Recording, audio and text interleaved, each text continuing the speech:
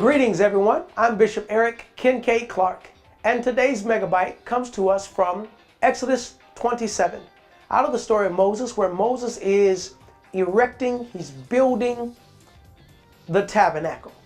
I want to talk about the altar, or the brazen altar. It's a little different from the altar of incense. The altar of incense was located inside the tabernacle in the holy place, but is the brazen altar that was outside in the courtyard. The brazen altar was the place where the animal, the sacrifice, the bullock or the goat was sacrificed. It was stretched, and it was interesting in its construction in that it had 4 corners, and on each corner there was a horn, and the sacrifice was tied to the horns of the altar. It was the 4 corners, the 4 horns, which speaks to us of the 4 corners of the earth.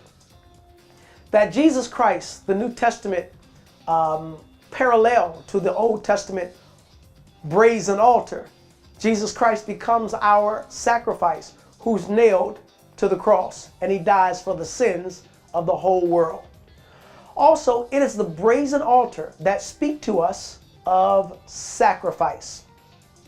If you would enter the tabernacle of Moses, once you came into the gate, this was the first item that you saw.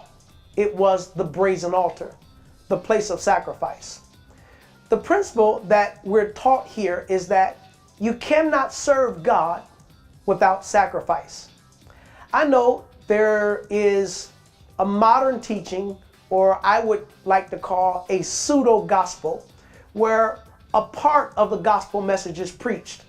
The part of healing, the part that concerns blessing and prosperity, the part of the gospel message that has to do with the Lord's favor and success. But that's only a part of the pie.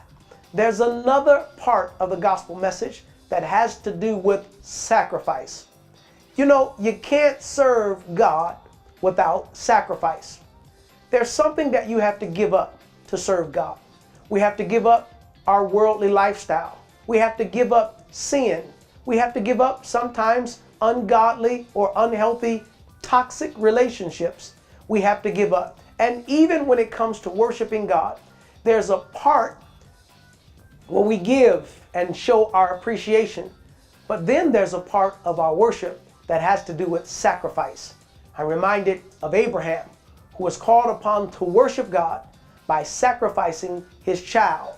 Sometimes we have to give up things that are very meaningful to us to show and to express our love for the Lord. The Bible says that we ought to bring the sacrifice of praise, which is the fruit of our lips, giving thanks in his name. Sometimes that sacrifice has to do with praising God when you don't feel like praising God, serving God when you're tired and weak in your flesh. It's a sacrifice. But sacrifice is a part of serving God. You cannot simply serve God and think that every day is going to be the best day of your life and you're always going to have the mountaintop experience.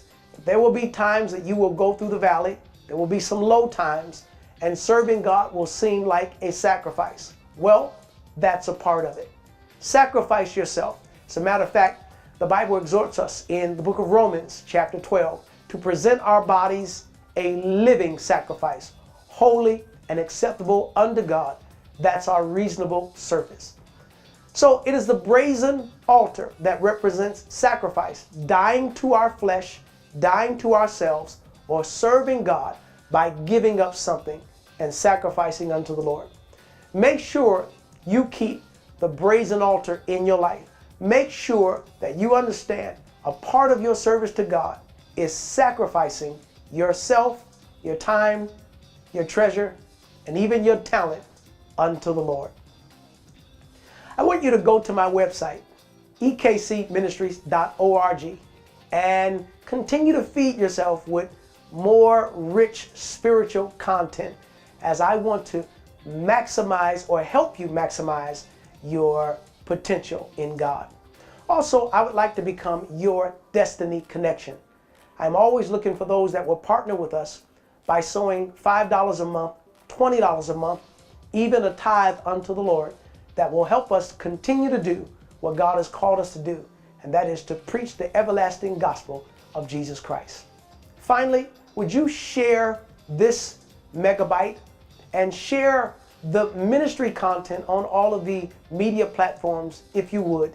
It would help us expand our viewing audience and impact more people with this good news. I'm Bishop Eric Kincaid Clark, and this has been your Megabyte.